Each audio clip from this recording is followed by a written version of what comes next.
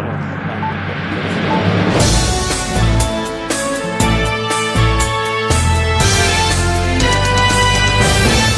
இன்றைய நாளிற்கான முக்கிய செய்திகள்.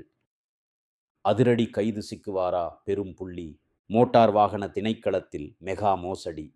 இலங்கை மோட்டார் வாகன போக்குவரத்து திணைக்களத்தின் தரவு கட்டமைப்பில் கைவரிசை காட்டி சட்டவிரோத வாகன பதிவுகளில் ஈடுபட்டதாக சுமத்தப்பட்ட குற்றச்சாட்டில் அதன் ஆணையாளர் நாயகம் நிஷாந்த கமல் அமரசிங்க இன்று குற்றப்புலனாய்வு திணைக்களத்தினால் அதிரடியாக கைது செய்யப்பட்டுள்ளார். திணைக்களத்தின் கணினி தரவு கட்டமைப்பை சட்டவிரோதமாக ஹேக் செய்து பழைய வாகனங்களின் தகவல்களை பயன்படுத்தி புதிய சொகுசு வாகனங்களை போலியாக பதிவு செய்துள்ளமை அம்பலமாகியுள்ளது. மேலும் வெளிநாடுகளில் இருந்து உதிரி பாகங்களாக கொண்டு வரப்பட்ட வாகனங்களை வரி செலுத்தாமல் சட்டபூர்வமானவை போல பதிவு செய்து அரசுக்கு பல கோடி ரூபாய் வருமான இழப்பை ஏற்படுத்தியுள்ளதாக குற்றச்சாட்டு முன்வைக்கப்பட்டுள்ளது.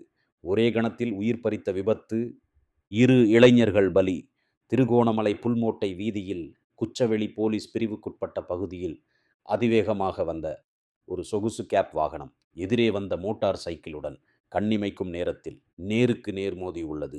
இந்த விபத்தில் மோட்டார் சைக்கிளில் பயணித்த 2 இளைஞர்களும் சம்பவ இடத்திலேயே உயிரிழந்துள்ளனர்.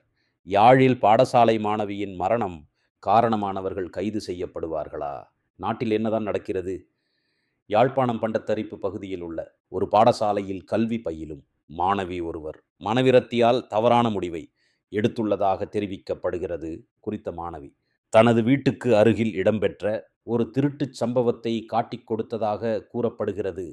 இதனால் ஆத்திரமடைந்த திருட்டு கும்பல் அந்த மாணவியை நோக்கி தவறான வார்த்தைகளால் பேசும் ஒளிப்பதிவொன்றை அவரது அக்காவின் கணவருக்கு அனுப்பியுள்ளனர். பின்னர் அந்த பதிவை அக்கா தங்கையிடம் காட்டியதாகவும் இதனால் மனவேதனைக்குள்ளான பாடசாலை மாணவி தவறான முடிவை எடுத்ததாகவும் தகவல்கள் தெரிவிக்கின்றன.